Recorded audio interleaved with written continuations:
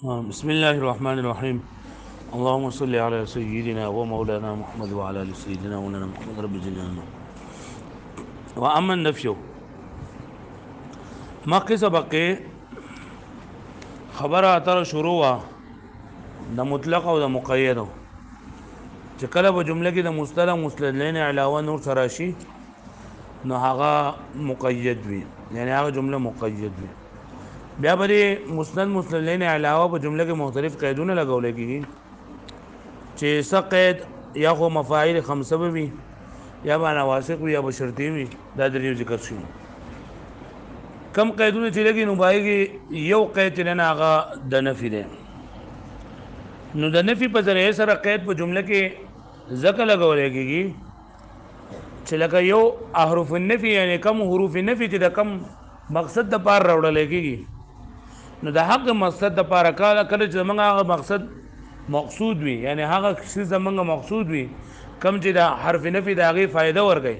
حرف نفي چې د کم څیز فایده ورکوي او هغه څیز زمونږ مقصود وي نو هلته موږ حروف نفي راوړو، او بیا کم حرف نفي چې د کم څیز فایده ورکوي نو هغه موږ په هغه ځای کې راوړو. لکه مطلب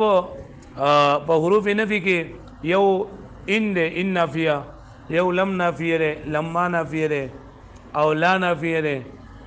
نو دا به موږ په کم ځای کې راوړو. نو چې ټوټل حروف نفي دا خو شپږ دي: لا، ما، ان، لن، لم او لما. دا شپږ حروف نفي دي: لا دی، ما، ان، لا، ما، ان او یو لن، لم او لما.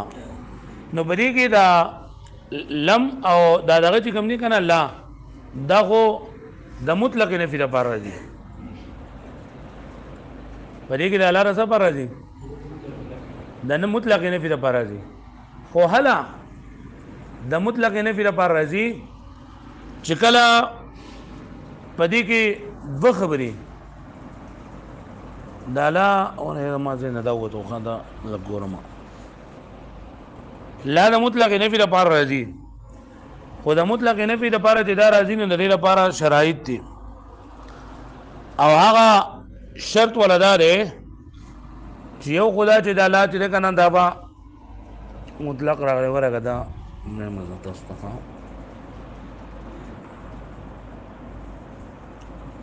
حروف نفي سوري شپږو کم دي. یو سره یو لاره یو ماره او بل سره ان دی او بل لن دی بل لم دی او بل سره لما دی. خادم نو ما تاسو ویل چې د علاوه د نفي د مطلق نفي لپاره به حل راځي چې کله په دې کې دوه خبرې، یو خدا خبره چې دا په فعل مضارع باندې داخل وي، لا په څه باندې داخل وي، او دویم شرط د دې لپاره دا دی چې دا به د یو قید سره مخصوص نه وي، د یو قید سره به مخصوص نه وي. یعنی لا به د مطلق نفي لپاره راځي، خو لا به د مطلق نفي لپاره حل راځي چې کله دا په فعل مضارع باندې داخل وي، او دویم دا چې دې سره مخصوص قید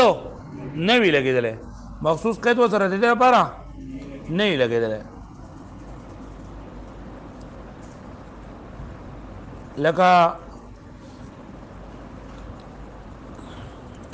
لکه ته لا قمتو، دا لا قمتو په معنا د لا اقوم باندې وي، لا قمتو په معنا څه باندې د لا اقوم باندې وي. لکه پوه شوئ لا اقوم، او کته چې راځه دل کې د ماضي والا معنا راوړم نو بیا به لکه د لا په ځای باندې ما استعماله، یعنی عام طور باندې دا لا چې دی کنه لا دا د فعل مضارع سره استعمالیږي او دا ما چې دی دا د فعل ماضي سره استعمالیږي. لکه څنګه چې موږ دا اولانا کردارونه وایو موږ ضرب یضرب ضربا فهو ضارب وضرب یضرب ضربا فذاك مضروب، ما ضرب ما ضرب، لا یضرب لا یضرب. نو دا ماضي سره ما لګي، د ماضي سره څه لګي ما لګي، او د مضارع سره څه لګي لا لګي. نو دا لا هم ته د ماضي سره لګولی شي، دا لا هم ته څه لګولی شي د ماضي سره لګولی شي، او خو دا لا چې کله ته د ماضي سره لګې نو بیا با صرف د دینه دغه به چې ماضی والا معنی بږي صرف سمانه ما بږي او کله مطلق نفي لپاره راولې نو بیا به الله کې دوه خبرې یو دا چې لکه دا په معنی د فعل مضارع باندې وي او دویم دا دې سره په دې سقید نه لګیدل لکه ته لا قمتو نو لا قمتو په معنی د لا اقوم باندې وي پوه شو مې معنی او کته چې نه زول ماضی ولا معنی راولم نو بیا به لا قمتو پته نه وي بلکې ما قمتو به سبب ما قمتو لکه په دې باندې پوه شوي ها نو ای دا لا چې نه کنه لا دا مطلق چې نه دا د نفي لپاره راځي ان د ماضي لپاره هم راځي د حال لپاره هم راځي او د استقبال لپاره هم راځي پوه شوي او ما او ان چې دا د نفي حالي لپاره راځي او چې کله په مضارع باندې داخل شي کله په څه باندې داخل شي په مضارع باندې داخل شي بیا د نفي د حال لپاره راځي او که ماضي باندې داخل شي بیا په کیسه د ماضي ولا معنی مونږ لګي لکه عام طور باندې ما تاسو به چې دا ما چې دا ماضي سره استعماليږي ما ضرب ما ضربا نکا دا ما په ماضي باندې استعمال شو نو بیا خو دا ما چې دا په نفي د پر راځي د نفي ماضي د پاره خو کدا ما په فعل مضارع باندې استعمال شو یعنی ما یضرب تا وې نو بیا به د حال معنی به ورکوي یعنی په مضارع کې خو د حال او استقبال دواړو معنی مونږ لګي کنه په مضارع کې خو د حال او استقبال دواړو معنی مونږ لګي حکما او ان دا په فعل مضارع باندې داخل شو نو بیا به صرف د نفي د حال معنی به ورکوي د نفي د مستقبل معنی به نه ورکوي په دې باندې پوه شوي یعنی عام طور باندې ما په څه داخليږي په ماضي باندې چې په ماضي باندې داخل شنو بیا خو د امان افیر او د ماضي منفي په معنی باندې برادي ماضي منفي معنی ورکوي لکه ما قم ته معنی دا چې زه ولاړ نه وم خو کچرته دا ما تا دا ما او دا ان دا په مضارع باندې داخل کو نو بیا به څه معنی دا حال نه بیا یعنی استقبال والا معنی به بیا نه موجوده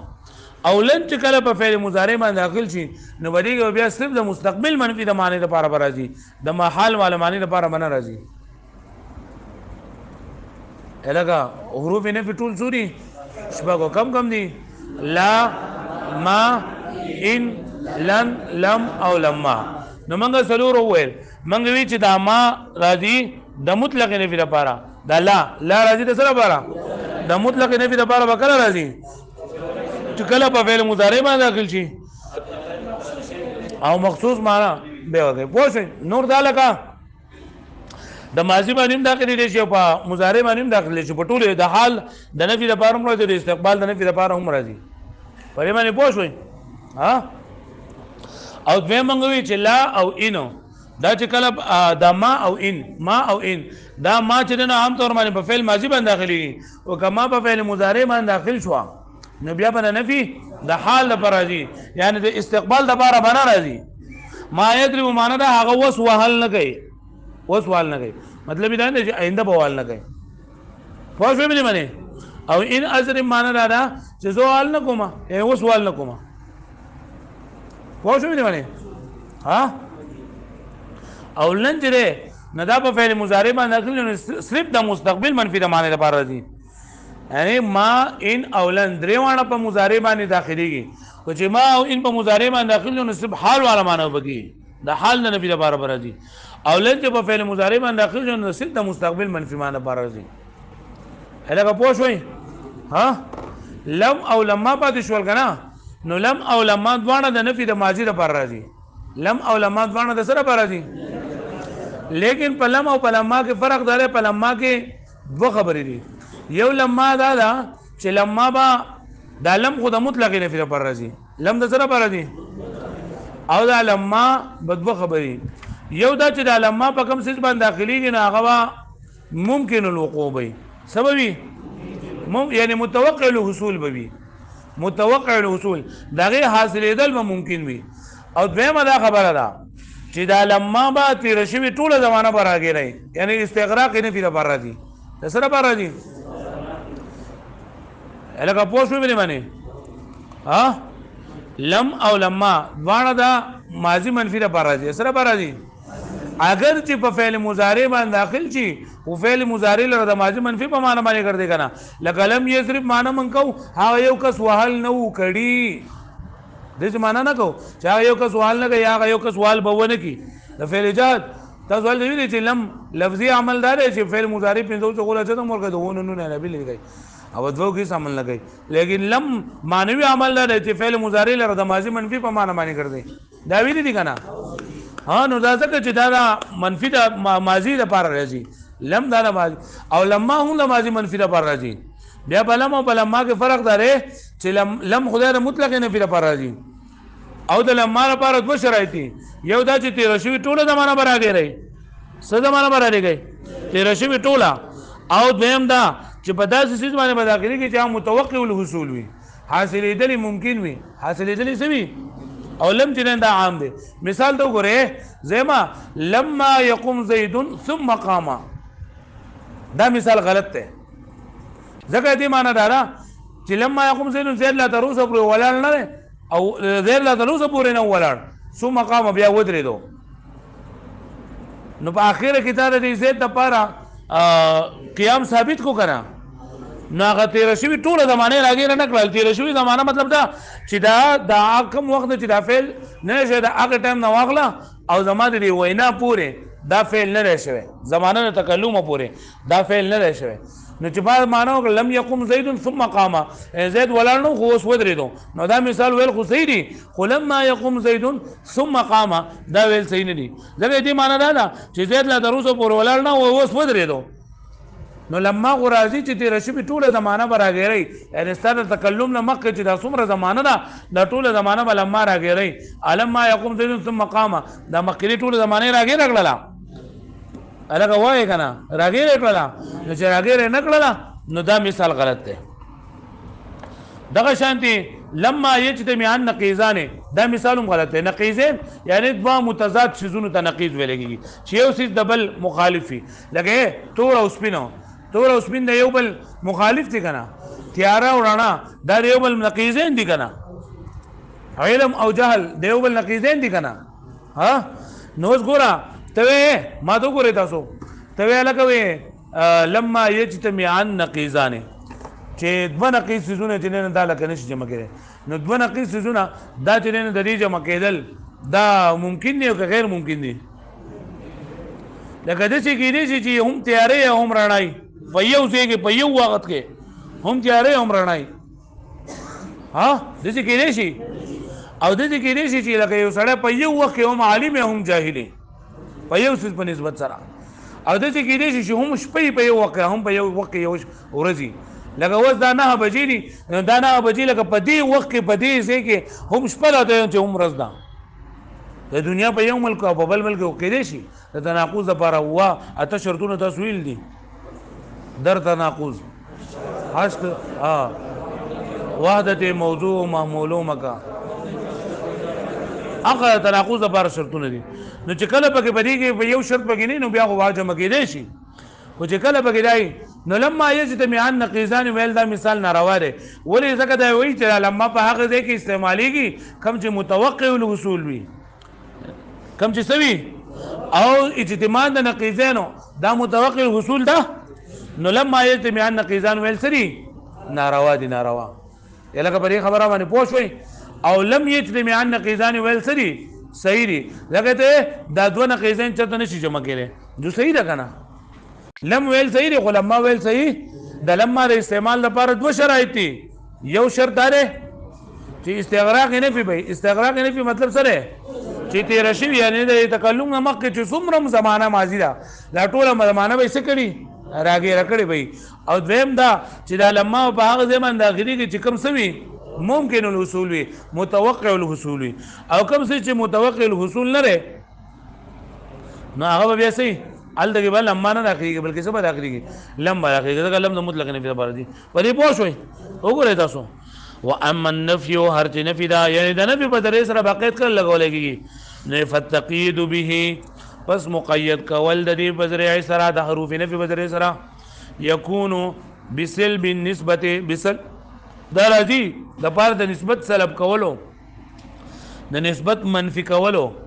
على وجه مخصوص په مخصوص طریقه باندې هغه مخصوص طریقه مما تفيد احرف النفي چې حرف نفي دغه فائدہ ورکړي یعنی حروف نفي شپږ حروف نفي دي نو هر حرف نفي دا مختلف مقصدونه پر راځي نو چې دا کم مقصد پر راځي د عقد هغه دراوړلو غرض دی وای سره مقید کول لري وجني وهي سته او د حروف نفي سودي ولا هغه یو لا ایک ما دو ان تین لن چار لم پانچ او لما چھ نو حروف نفي سودي شپږ وظاهر استعمال کوي فلا للنفي مطلقا لا ده مطلق نفي لپاره دي مطلق نفي مطلب څه دی چې ماضي لپاره هم راځي او مضارع لپاره هم راځي او په حال لپاره هم راځي وما وان لنفي الحال ان دخل على المضارع او ما او ان یعنی په ما کې اصل دا خبره ده چې دا په ماضي باندې داخل شي او کدا ما او ان په فعل مضارع باندې داخل شو نو دا د نفي حال لپاره دي نه د حال د نفي لپاره دي وما وان لنفي الحال ان دخل على المضارع کچره دا ځوان داخل شو په سمانه ولن لنفي الاستقبال او لن په مضارع باندې داخليږي خو د سره لپاره راځي د نفي الاستقبال لپاره ولم ولما لنفي الماضي او لم او لما سره لپاره راځي نماضي منفي لپاره الا بلما الا انه بلما دا وته دي نه دا اما د لما شرایط ذکر کوي چې څو شرطونه دي الا انه بلما مگر په لما سره ينسحب على زمن التكلم راقود لکی کی دا نفي د زمانه نه تکلم پوره راقود لکی ينسحب معنی سره راقود لکی دا نفي د سره پارا د زمانه د ويختص بالمواقع والمتوقع او دا به خاص وي د متوقع سره یعنی کوم څه چې هغه متوقع الاصول وي لکه دا وصل الاستاذ الى الفصل ولما يدرس استاد صاحب چې دا کلاس ته راغله خو لا کلاس شروع کړي نه دی مطلب دا چې اوس کلاس شروع کېدو واله دی نو دا مثال ویل څه دي جایز دي چې دا متوقع الاصول دی کنه فصل الاستاذ وصل الاستاذ الى الفصل ولما يدرس دا مثال ویل څه دي جائز دي فلا يقال بس دلته کې چې دا کوم مثالونه ذکر کړي دي په کتاب کې کنه نو دا مثالونه احترازي دي یعنی دا مثالونه ویل ناروا دي دا مثالونه ویل څه دي فلا يقال وان ویلږي لما يقوم زيد ثم قام چې زید لا تروسه پورې ولاړ نو او بیا ودرېدو دا مثال ویل ناروا دی وای دا نه ویلږي ولې نه ویلږي ځکه چې په دې کې لاولنه شرط نشته کنه موږ ویلو چې لما ما دا زمانه تکلم پورې دا ټوله زمانه ماضي به راګیره کړي او دې راګیره کړي دا لکه دې خدا مطلب شو چې زید ولاړ نو اوس ودرېدو مطلب لا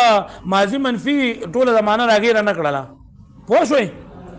هغه پوه شوي ولا لما يجتمع النقيضان او نه دا مثال جائز دی لما يجتمع النقيضان دا مثال ولې ناجائز دی ځکه چې اجتماع د نقیضین دا ناممکن ده سره ناممکن ده او موږ ویلو چې د لما په هغه ځای کې استعمالیږي کم چې متوقع الاصول وي کم چې سوي کما یقال و دا مثال ویل کېږي لکه دا مثال ویل جایز دي لم يقم زید ثم قام چې زید ولاړ نه اوس ودرېدو نو ته مطلق نه په لپاره دی لا ولا نفي لا ولا ودرېدل ثابت نه اصول ثابت شول ولم يجتمعا او ولم يجتمعا نقيضان ولم يجتمعا كده الف ضمیر تلین دا راځي د نقیضان ته چې ځوانه نشي ممکنه الګه پوه شوي به باندې الګه په خبره باندې پوه شوي ها اوس ما ته ګورئ دې نه خو یو قاعده بیانې وی لکه څنګه چې فعل مثبت وي مثبت جمله وي مثبت جمله یو جمله په فقط معنی یو جمله مثبت وي یو جمله منفي وي کنه مسند دي ته وي دا مثبت دي ته وي چې په دې کې دا مسند د مسلم لپاره ثابت شوی او جمله منفي څه ده وي چې په دې کې دا مسند د مسلم لپاره منفي شوی نو څنګه چې په مثبت کلمو کې څنګه چې په مثبت جملو کې دا قد چې کنه دا کار کوي څه کار کوي قد کار کوي نو دغه شانتي بدی نفي کې چې نو بدی کې دا لما کار کوي څه مطلب ده لگا قد چې کله په فعل مضارع باندې داخل شي قد چې کله په فعل مضارع باندې داخل شي نو دا فعل مضارع کې د حال والا معنی پیدا کوي یعنی حال والا معنی ته نږدې کوي قد چې کله په فعل مضارع باندې داخل شي لکه پوه شو به معنی ها یعنی دا زمانه څه تر نږدې کوي حال در نږدې کوي نو دغه شانتي دا لما چې کله په فعل مضارع باندې داخل شي نو دا هم حال در نږدې کوي څه در نږدې کوي حال در نږدې کوي په دې خبره باندې پوه شئ لکه څنګه چې په جمله مثبت کې یعنی په مثبت جمله کې چې قد په فعل مضارع باندې داخل شي نو دا جمله څه ته نږدې کوي حال ته نږدې کوي او نو دغه شانتي لما کله چې په منفي جمله باندې داخل شي نو دا څه داخله نږدې کوي حال ته نو یې ولما فلما في النفي ولما بنفي کې دا تقابل مقابل ده قد في الاثبات وحينئذ يكون منفيها قريبا من الحال نو بدا وقت بدینا منفي باندې نږدې وي حال ده فلا يصير لما يجيء محمد في العام الماضي چې په تیر کال کې محمد نو راغله نو اوس په تیر کال کې محمد نو راغله دا مثال صحیح نه دی ځکه لما فعل منفي لرا د زمانه لرا حال ته نږدې کوي او دلته حال ته نږدې نه کړل بلکې داغه عامل ماضي پکې ویل نو دا مثال ویل صحیح نه دی لکه پوه شوي او کده چې ته وایې چې لما یجیء محمد فی العام الماضي پکې ونه وي نو بیا صحیح ده ځکه د فی العام الماضي سره دا خبره ده دا حال ته نږدې نشوله لکه پوه شو مې معنی وही لکه څنګه چې په جمله مثبت کې قد په فعل مثبت باندې داخل شي نو دا زمانه حال د نږدې کې د دې معنا نو دغه شانتي په جمله منفي کې کله چې لما راشي نو دا لفظ دا معنا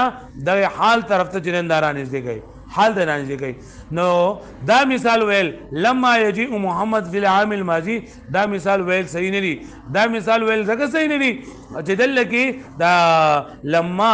دا فعل چرندای دغه تر نږدې کو حال د نږدې نه کو پوه شو مې باندې او کله چې ویل لما يجيء محمد دا في العام الماضي ته کټ کې جو بیا ویل صحیح دی پوه شو مې باندې زين ها قد په ماضي باندې